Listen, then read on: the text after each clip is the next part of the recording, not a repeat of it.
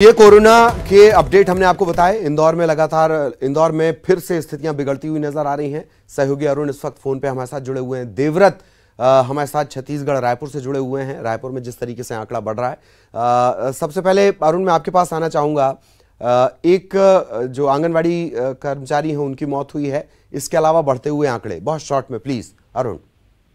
देखो भाई, आंगनवाड़ी जो कार्यकर्ता है उनकी ड्यूटी खजराना इलाके में लगी थी, जो सबसे ज्यादा संक्रमित इलाकों में है, रेड जोन में है। वहां पर उनकी ड्यूटी लगी हुई थी और वो संक्रमित हो गई। उनकी तबीयत जब बिगड़ी तो उनका कोरोना टेस्ट कराया गया, सैंपल पॉजिटिव आया और 4 दिन पहले ही उनको अरविंदो अस्पताल में भर्ती कराया गया था, जहाँ उनकी मौत हो गई। तो कोरोना वॉरियर्स की लगातार इंदौर में मौत होती जा रही है और ये आंगनबाड़ी कार्यकर्ता थे जिनकी मौत हुई। अगर संक्रमण की बात की जाए तो लगातार संक्रमण बढ़ता जा रहा है। पिछले 24 घंटों में 57 नए मरीज सामने आए हैं। 2266 सैंपल की जांच की गई, जिसमें से 57 नए मरीज सामने आए। हालांकि पिछले 6-7 दिन में मरीजों की संख्या कम हुई थी, लेकिन आज फिर मरीज बढ़ गए हैं और अभी भी 875 जो कोरोना पॉजिटिव मरीज हैं उनका इलाज विभिन्न अस्पतालों में चल रहा है। जी, और ये पिछले 2 दिनों से ये आंकड़े बढ़ने का सिलसिला लगातार जारी है। आप बने रहिएगा हमारे साथ। देवव्रत भी इस वक्त बने हुए हैं छत्तीसगढ़ रायपुर से। देवव्रत, 9 लोगों की जान अब तक जा चुकी है और 24 घंटे में 80 मामले। वो ठीक है कि छत्तीसगढ़िया बारेबासी खाता है, पर हर मौत और हर संक्रमण उतनी ही चिंता का विषय है। देवव्रत,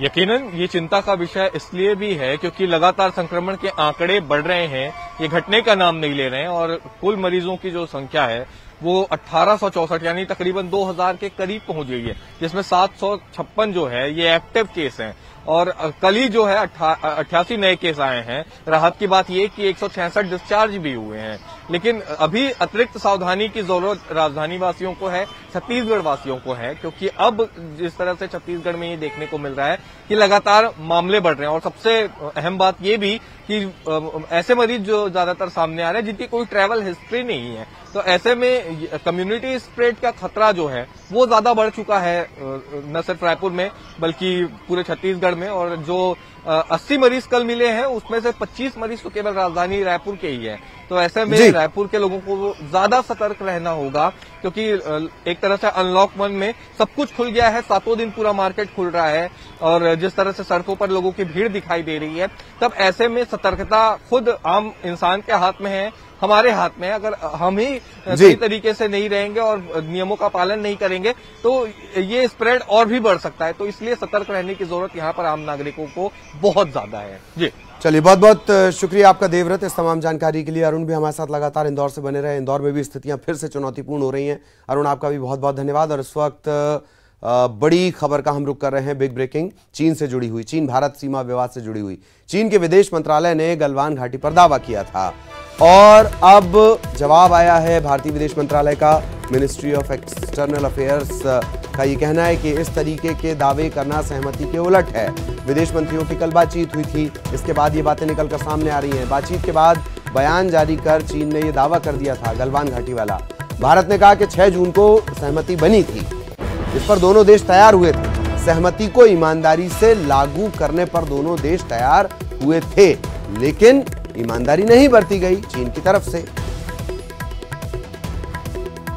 और हमारे नेशनल एडिटर शैलेंद्र वांगू इस वक्त हमारे साथ फोन लाइन पर जुड़े हुए हैं। शैलेंद्र जी, फिर से वही चीन की जो हर बार चाइना के साथ होता है, बार बार अपनी बातों से पलटना। बिल्कुल ललित, एक बार फिर ऐसा ही कल कुछ हुआ जब दोनों देशों के विदेश मंत्रियों की बात हुई। उसके बाद चीन की तरफ से, चीन के विदेश मंत्रालय की तरफ से एक बयान साझा किया गया, बयान जारी किया गया, जिसमें यह कहा गया कि गलवान घाटी चीन का हिस्सा है और भारत ने उसमें घुसपैठ की थी। हालांकि कल विदेश मंत्रियों की बातचीत के दौरान इस बात पर सहमति बनी थी कि 6 जून की सहमति पर ही आगे बढ़ेंगे और ईमानदारी से इसको लागू किया जाएगा। तो चीन के विदेश मंत्रालय के इस बयान पर भारत के विदेश मंत्रालय ने जवाबी बयान जारी करते हुए कहा है कि 6 जून को सहमति जो बनी थी उसको ईमानदारी से लागू किया जाएगा। ये सहमति बनी थी विदेश मंत्रियों के बीच में। तो इस तरह के बयान देना, इस तरह के दावे करना, उस सहमति से फिर एक बार पीछे हटना है, उसके उलट है ये बयान।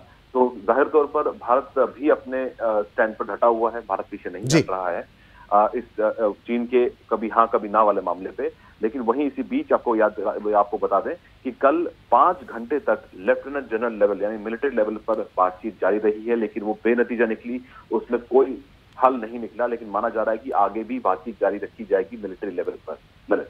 जी, बहुत बहुत शुक्रिया शैलेंद्र जी इस तमाम विश्लेषण के लिए। और बात चाइना की निकली है तो शहादत का भी जिक्र करना जरूरी है। शहीद जवान का पार्थिव शरीर आज छत्तीसगढ़ लाया जाएगा।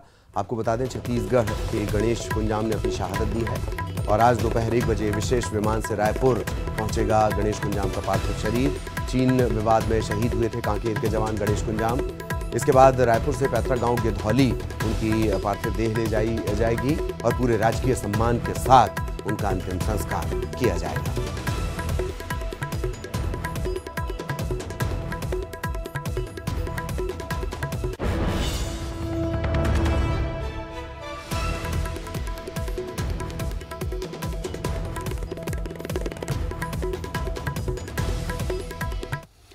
गर्मी के दौर में ठंडे पानी की बात हो तो चंदिया के सुराही का जिक्र उमरिया जिले में ही नहीं बल्कि चंदिया की सुराही ने देश भर के लोगों को अपना कायल बनाया हुआ है। यही वजह है कि गर्मी के दिनों में चंदिया का कुम्हार समाज लाखों रुपए का कारोबार करता था, लेकिन कोरोना के लॉकडाउन ने कुम्हारों की आजीविका ही डाउन कर दी। आलम यह है कि रेल और सड़क के पहिए जाम होने से कुम्हारों के सुराही के मटके भी जाम हो गए। अब उन पर आजीविका का संकट खड़ा हो गया है।